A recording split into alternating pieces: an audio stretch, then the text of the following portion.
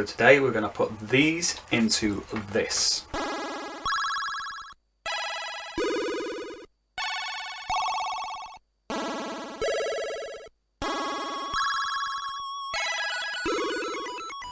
Hi everyone, welcome back to the shed. Today we're doing some mods on the Nintendo Gamecube. I've got an NTSC Gamecube and I'm going to install a couple of extra bits in there. We've got the SD2SP2 and we've also got a Xeno mod chip. More about those in the video, so let's take a look. Okay, I've been having a lot of fun lately with the HDMI adapter on my PAL Gamecube, which is modded, but I'm curious to see if there's any difference with the NTSC model. So I've dug out my old classic purple Gamecube. This is the American version and it has a mod currently installed to be able to swap between American and Japanese games. What we're going to do today is install a couple of extra bits of hardware to allow us to play more.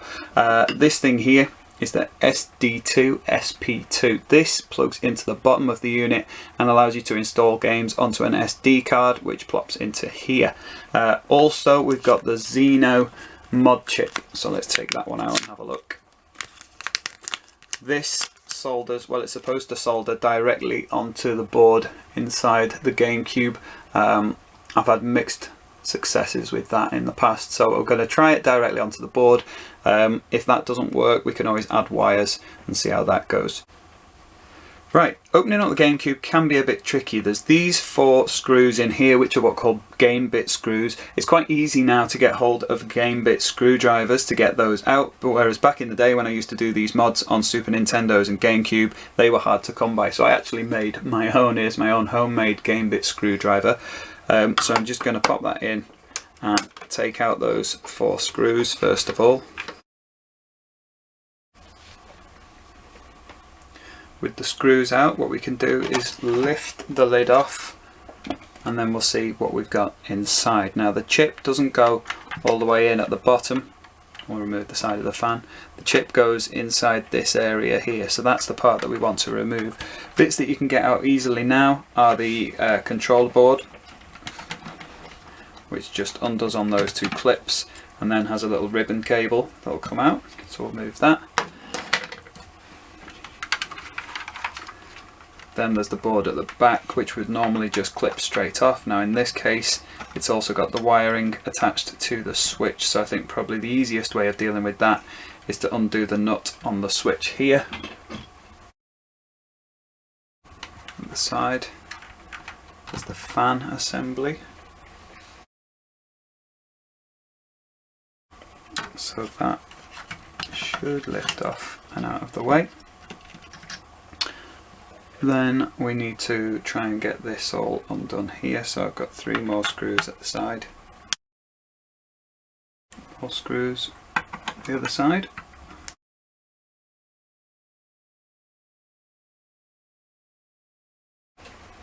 Let's turn it around.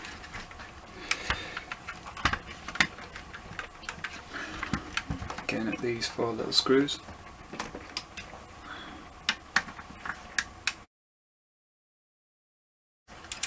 Those 2 lift off. And now we should be able to lift this off. It'll feel like it's stuck because there's this connector here that plugs in there. So that's where it feels like it's secured in place. So what we're left with is the drive unit here. Now be very careful of the laser, but what we're going to do is undo these 5 screws, 6 screws to remove the shielding here.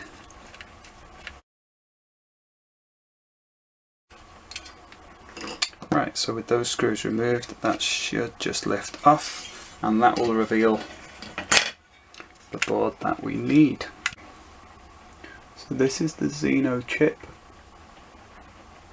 It's got a number of holes that match up to what we've got on here. So I need to try and get that in position, make sure I'm not handling the laser, and work out where these bits need to go.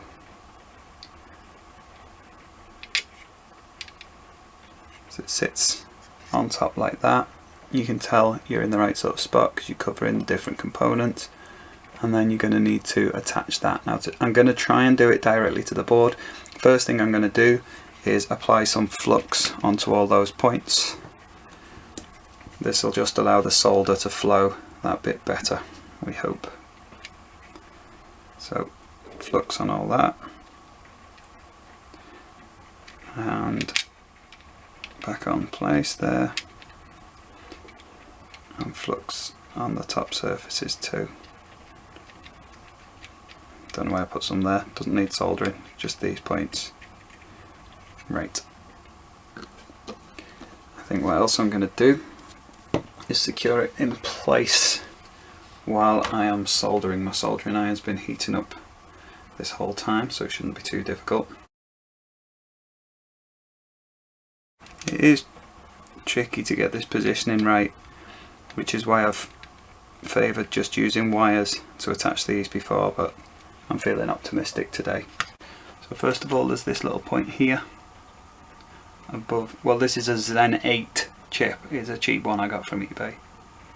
So just near the N8 bit, we've got that point. Just warm it up, flow some solder on. I'm going to avoid putting too much on these. What I've found is if you make sure that the solder looks like it's sunken, see that's above a little bit, reheat, put that on, looks like there's quite a lot of solder there. Heat that point, join onto there.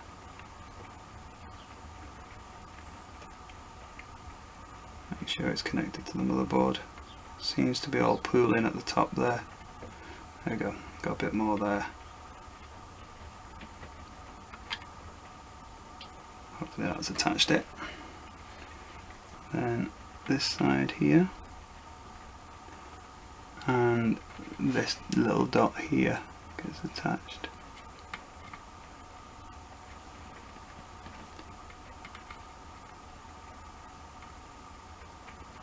I think that's all done. I mean, this is the problem with these chips, is once it's in place, it's just guesswork.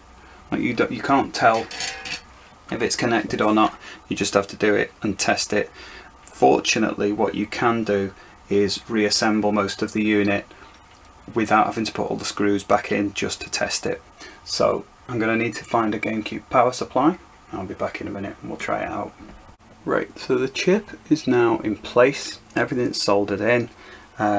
Most of that is reassembled just without the screws, and all we need to do is line up this connector with the connector on here, which is easy to do because you've got little plastic pegs to line up the rest of the board. Now when it comes to testing, I've connected the power supply to the back of the fan and I'm ready to switch on, but before I do that I'm just going to tilt so you can see what's happening here. What we're looking for is the gap just here to see if we get a red light on the chip. So if I switch on, don't know if you'll be able to see this, there we go, so it lights up, flashes once, it should go off and then on again. As long as it stays on steady, we should be okay. Alright, so this is now all back together again, which brings us on to the easy bit. Here we've got this SD2SP2, which has got 4 little connectors on each side. Much easier to install than the mod chip.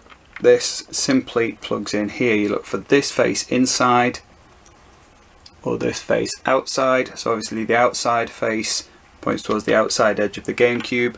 That simply plugs in to the port there, and you can even put the serial port cover over the top again, and that's it. What that does is it allows you to play games from the SD card, and now that we've got the mod chip installed in here, it will allow us to play games from different regions. It'll allow us to play games that are burned onto DVD-R, which means we can burn onto DVD-R a piece of software called Swiss, which allows you to boot games from an SD card, either through a loader that goes into the memory card slot, which I've tried before and is a little bit slow, or in the case of what we're going to do here, through this one, which is much quicker. I've had no issues with that so far.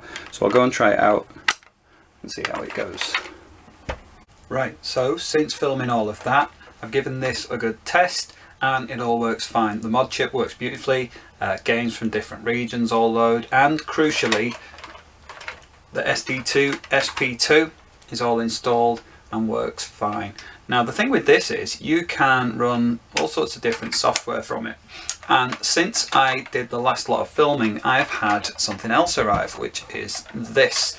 It's the Game Boy player. This is the purple one, which you couldn't originally get in the UK. This one from Japan originally. Now these tend to get quite expensive because of the disc that's needed to run them. This will plug into the bottom of the console, and then there's the software that runs on disk that allows it to work and allows it to boot Game Boy and Game Boy Advance games. I've got the software for the UK version, and having the mod chip installed in the NTSC Gamecube means I can run my PAL disc on that console. Because it's now multi-region, that will work, and it will work with that Game Boy player. Even more conveniently, if I'm running a copy of Swiss, which I've burned onto a disc and put that on, I can actually put the disc image for the Game Boy player boot software onto the SD card and run that from the menu. Are you still with me? So that was the first thing that I did, and I put a few bits up on my Instagram, which is Joe Bleeps if you're interested in taking a look. And then someone told me something else. Now, if I've got my Game Boy player, it's simply you take off the high-speed port, that plugs in there, and it's attached. If I've got the mod chip installed on here, which I have, it's possible to run homebrew games, and there's something called GBI, Game Boy Interface, which is a different piece of software that can run, and in many ways, particularly for running Game Boy and Game Boy Color games, it's actually much better than the original Gamecube software. So I've tried that out as well, and it's great. And what I've got now is, on my SD card that's inside here, I've got the image of the original Game Boy player software. I've also got the GBI, so now I've got the option, and all I need to do is keep the Swiss disc in there, boot it up, and all the games that I've got, I can have just the ISOs of those on my SD card. I can have the Game Boy player on there, I can get other homebrew and things like that to play around with, so it's been pretty good.